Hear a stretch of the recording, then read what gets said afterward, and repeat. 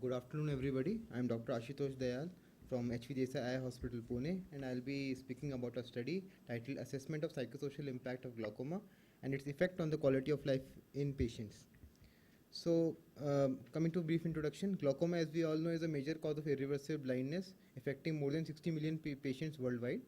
And glaucoma basically causes peripheral visual field defects that can eventually lead to limitation of daily functioning and autonomy of the patients.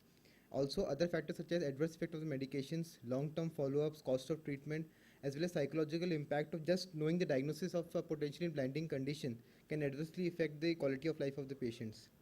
This can result in demotivation, low self-esteem, demoralization of the patients, which can further lead to treatment non-compliance, and that can aggravate the problem further. Hence, there is a need to quantify the effects of quality of life to customize the treatment options for patients. The aim of our study was to assess the impact of glaucoma and associated visual functional impairment on psychosocial function and quality of life of the patients.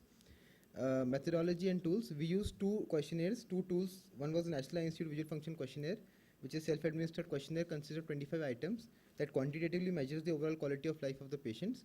Second was the Hospital Anxiety and Depression Scale, which was to analyze the clinical anxiety and depression in patients. We did a cross-sectional study on patients attending the glaucoma outpatient department at our hospital. All the patients underwent a thorough clinical examination, and those with secondary glaucomas, any other coexisting ocular condition that might have significantly impaired the vision were excluded. Hodder-Parrish-Anderson criteria was used to categorize the patients into mild, moderate, and severe categories. Patients were also classified on the basis of duration of treatment, and the patients selected were asked to respond to the questionnaires, and the response were analyzed statistically. Coming to the results, out of total 100 patients were included in the study. Out of 100, 59 were males, 41 were females with a mean age of 61 years. 27 patients were on treatment for less than 1 year, 25 were on treatment for more than 1 but less than 3 years, while 48 were on treatment for more than 3 years. This pie chart below shows the distribution of the patients according to severity of the disease. So we can see that 44 patients, the bulk of them were having mild glaucoma as per the Hodder-Parrish-Anderson criteria. 32 were falling into moderate category and 24 had severe disease. Now here we see the mean composite NEI VFQ score. So the maximum is 100 and minimum is 0 for this particular questionnaire. We can see for the total sample size it was 72, the mean score. And if we compare to different severity of disease, mild, moderate and severe, we see progressive decline of the score as the disease severity progresses. And this decline was statistically significant. Coming to this chart shows all the different subscales that we measure in the NEI VFQ questionnaire scores. These are all different functions that are measured. So we saw that these 3 points in the red, that means the driving, the role difficulty as well as the mental health, these 3 were the maximally impaired for all the patients, whereas social functioning and the color vision were minimally impaired. Females had a better composite score than males. On HADS scoring, we found that 8 patients were diagnosed with clinical depression, 8 had anxiety and 14 had both anxiety and depression. We also tried to evaluate the effect of treatment on quality of life and mental health. So we found that all the 3 groups of patients had low composite and mental health scores, and there was no statistical difference between the 3 groups. That means all 3 had similar impairment of the quality of life and mental health scores. Coming to discussion part, glaucoma, as we all know, is second leading cause of blindness with more than 12 million patients in India itself. Now this disease has silent progression and potential blindness as a complication. Hence there has been a social stigma and fear associated with the disease. Disease progression leads to loss of peripheral visual fields that may affect the daily functioning and can lead to dependency in advanced stages. This was demonstrated by worsening of quality of scores as with the disease progression.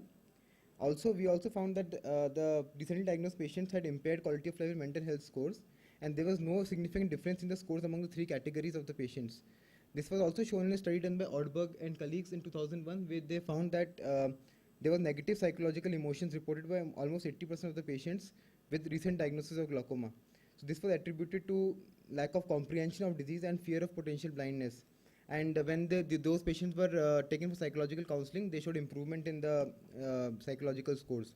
So this fact should be borne in mind while treating patients who are newly diagnosed cases of glaucomas, that they can also have negative psychological effect.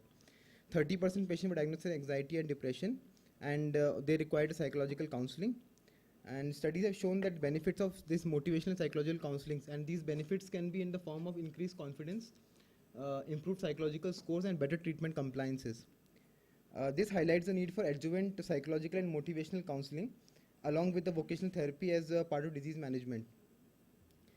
So here we conclude that assessment of quality of life actually would help in adopting a holistic approach in individualizing treatment options for the patients. And we advise that this assessment should be done in all patients of glaucoma. Secondly, periodic psychological assessment of patients and creating awareness in the patient as well as among the family members of the patient about the disease should be included as an integral part of the disease treatment program, so that the relatives and the patient keeps themselves motivated and they follow the treatment protocol as advised to them. And other measures such as low vision aid rehabilitation for advanced cases as well as vocational therapy and can be used for advanced cases, and that may help in providing patients with better quality of life, improving their self-esteem and confidence. These are my references. Thank you.